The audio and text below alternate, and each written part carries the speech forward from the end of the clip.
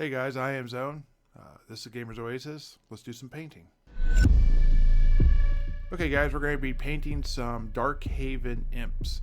I have bought, I think, 4 other packages than what I have. No, I think to be honest, yes, I bought, I bought 2 extra packages of this. And I bought 2 extra packages of this. They're different. But then I have another 2 packages of winged imps. The wings on these particular imps are very heavy. They're not very.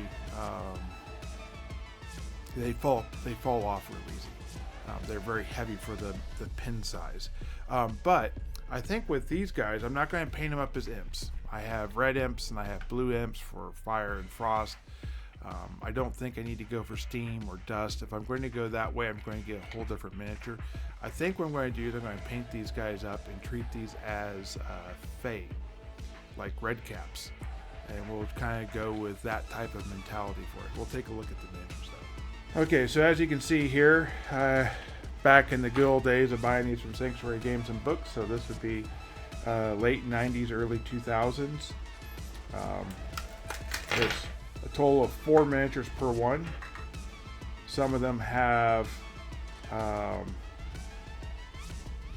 like a pike in this case. And this guy here has like a 2-handed axe.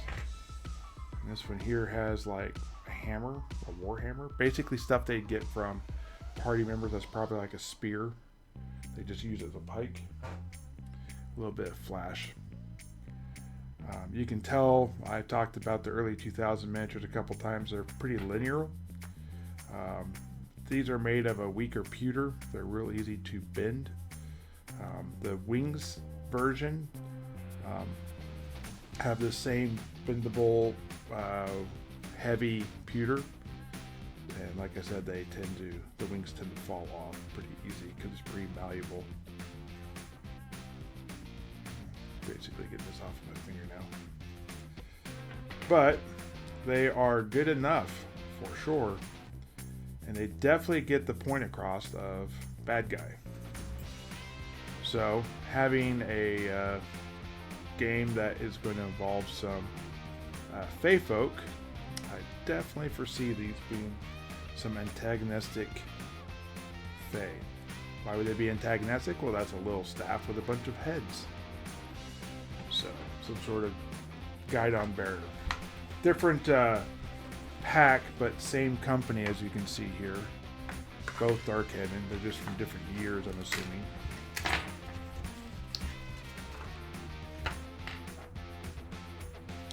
This one here has a drum.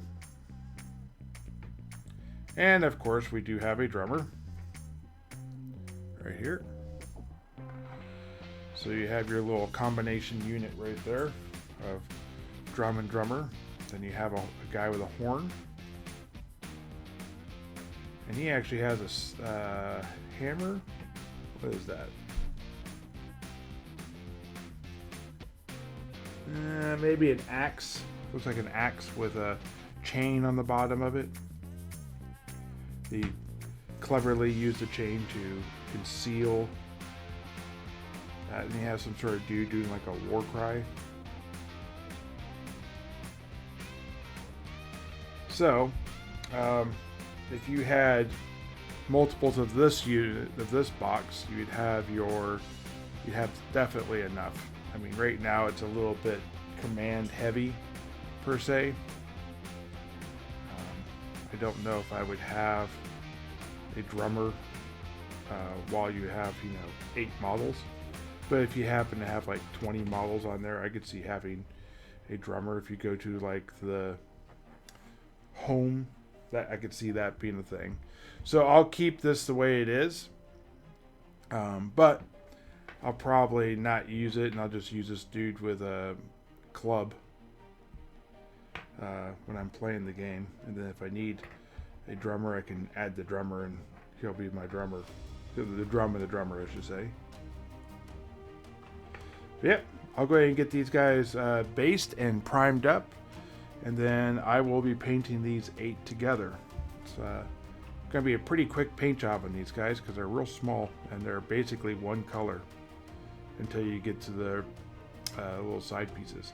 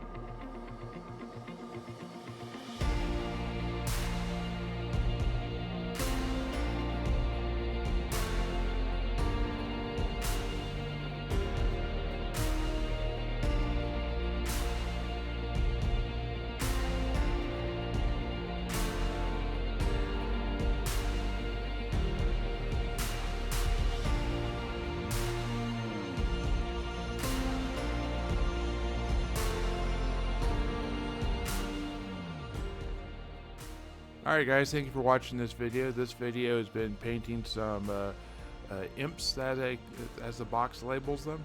The version of D&D I play the most doesn't actually have creatures from outside the prime material plane, though it does give a little bit of leniency with the Feywild, as it hints to it in B3.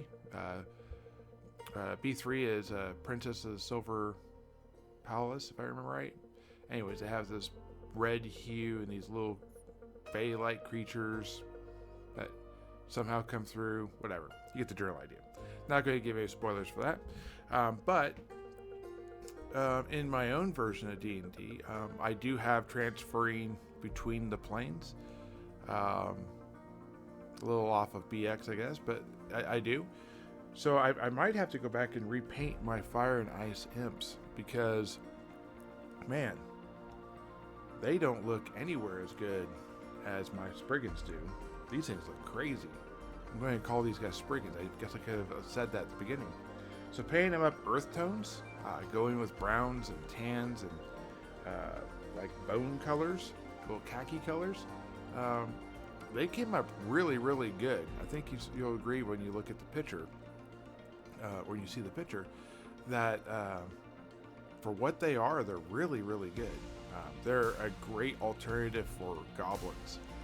Spriggins in Celtic mythology tend to be creatures that live in mines, look for ores, precious metals, this type of stuff, and like gemstones and whatnot. They don't go deep, they tend to be on the surface because they're meat eaters, and they have to basically terrorize the area around them.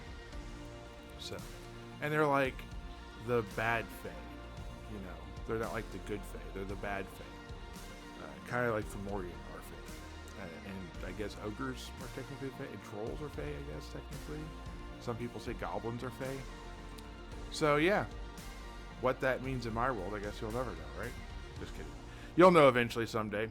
Yeah, they look good. So I might have to get a few more of them, as a campaign I'm doing would really fit well with them, and it'd be a great introduction into them.